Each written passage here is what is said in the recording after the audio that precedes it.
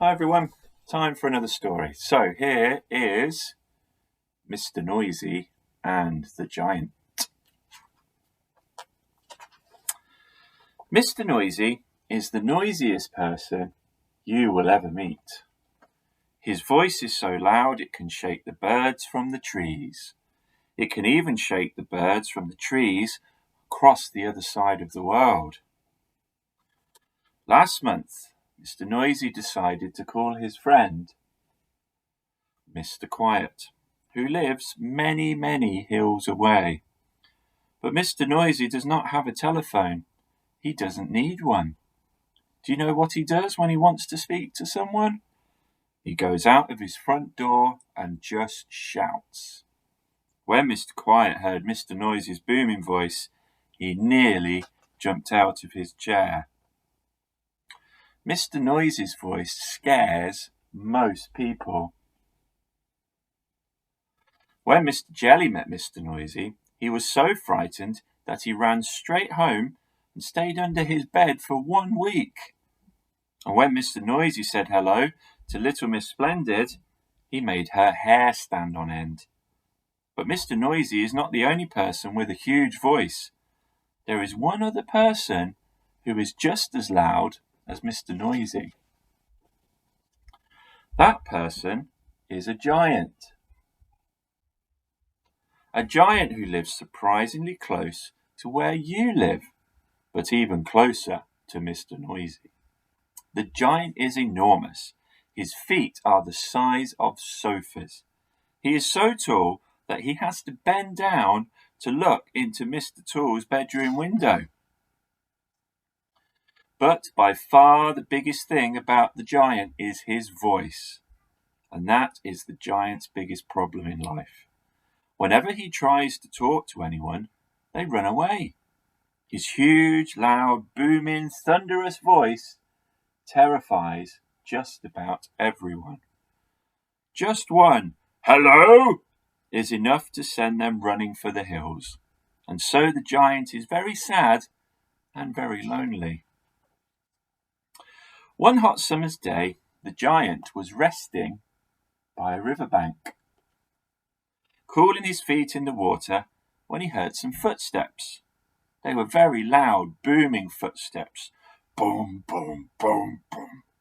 And the very loud, thumping footsteps were accompanied by whistling as loud as a train whistle. The giant was very excited. There must be another giant, he thought to himself. Another giant who could be my friend. The giant peered over the hill, but on the other side of the hill, he didn't see another giant. I'm sure you can guess who he saw instead. That's right, it was Mr. Noisy. "Hello!" boomed the giant in his quietest voice. But because Mr. Noisy is so used to loud noises, he didn't run away like everyone else. "Hello!" he boomed back in a voice as loud as the giant's. In no time at all, the giant and Mr. Noisy were chatting. It was the loudest chat in the world. The giant so enjoyed their chat that he invited Mr. Noisy around for a cup of tea. And to the giant's delight, Mr. Noisy accepted his invitation. The giant talked and talked and talked, while Mr. Noisy sat sipping tea out of a giant's thimble. They talked right through the afternoon and into the evening. They talked so late that Mr. Noisy was invited to stay the night in the giant's extraordinarily large spare room, in the giant's extraordinarily large spare bed.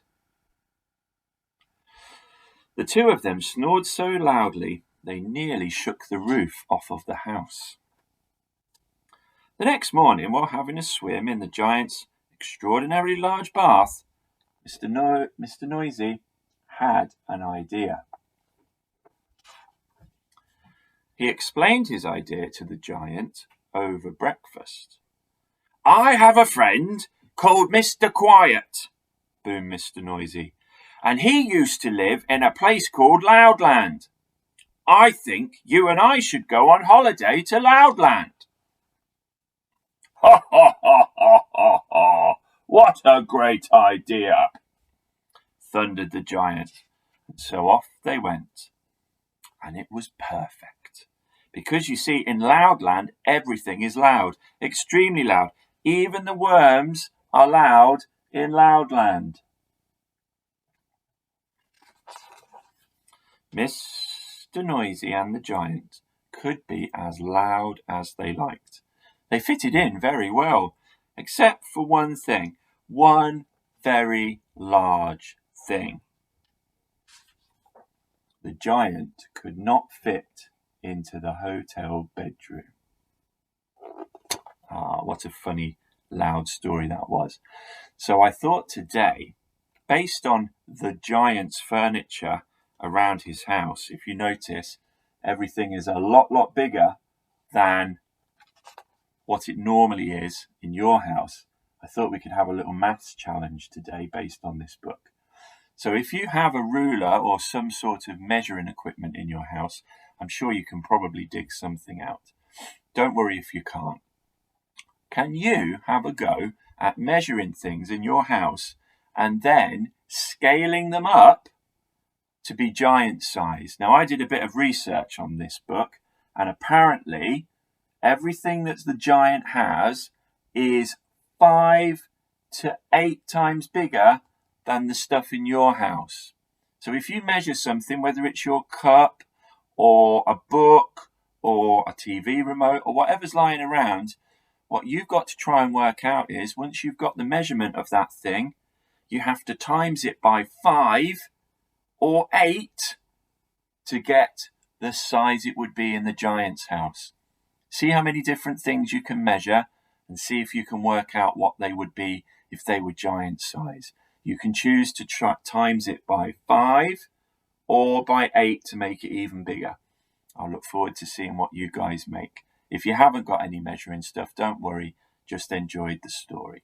Okay, see you guys tomorrow. Bye.